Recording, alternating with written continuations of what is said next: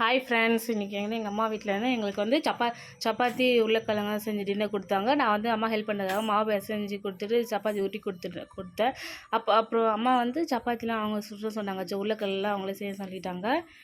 Next நான் ready பண்ணி next என் பொண்ணு வந்து கொஞ்சம் அவங்க வீடியோ எதுவும் அவங்க பேசணும் அவங்க பண்ணிகிட்டு இருந்தாங்க வீடியோவில்.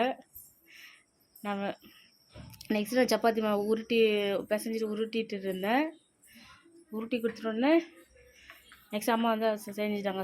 சப்பாத்தி வந்து அடுப்பில் போட்டு சுட்டு செஞ்சுட்டாங்க.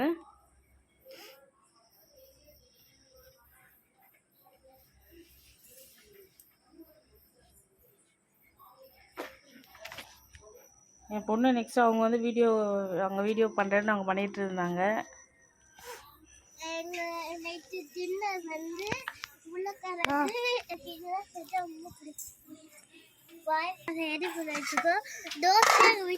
தோசை சப்பாத்தி தக்காளி செல்லி பிச்சோம்.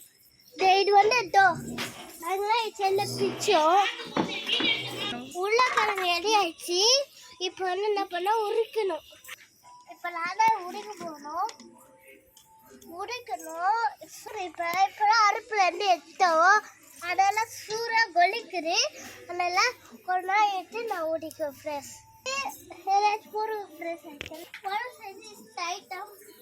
மிளகா பூண்டு நான் போய் ஸ்டாப்பி பற்றி சொல்கிறேன்.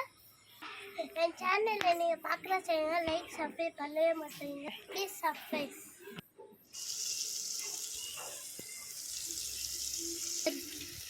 இங்கே வீடியோ இருக்கா? இதை பாருங்க, நான் பூண்டு ஒன்று எடுத்துட்டு வரேன். பூண்டு எரியாச்சு. தோசை கழுவி இப்போ உருளைக்கிழங்கு சேர்த்து வைக்கணும். இது அதை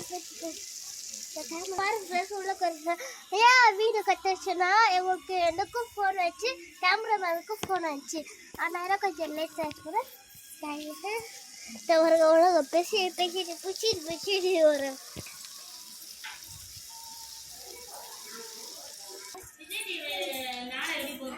சப்பாத்தியா இருக்கு. பூராங்க எங்கள் அம்மா வந்து சப்பாத்தி விட்டாங்க. ஒன்றா வச்சுருவாங்க. நிறைய சூட போட்டு இன்னும் வச்சுருக்காங்க.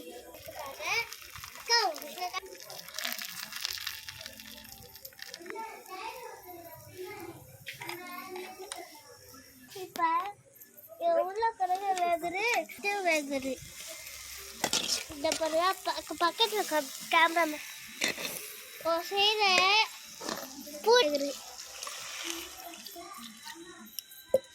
இப்போ நான் பேசிட்டு ஏன் ஃபேஸ் வரதுக்கு இல்லை. ஃபேஸ் பாருங்க, பூடு எடியாச்சு. அதெல்லாம் இப்படி போட்டு ஃபேஸ் எல்லாம் வீடியோ நிறைய பேர் பார்க்குங்க. ஆனால் சப்ஸ்கிரைஸ் லைக் கேட்க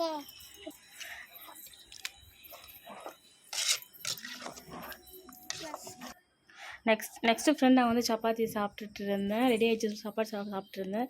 என் பொண்ணு சப்பாத்தி எனக்கு சொல்லுவாங்க தோசை சாப்பிட்டு இருந்தாங்க. ஃப்ரெண்ட்ஸ்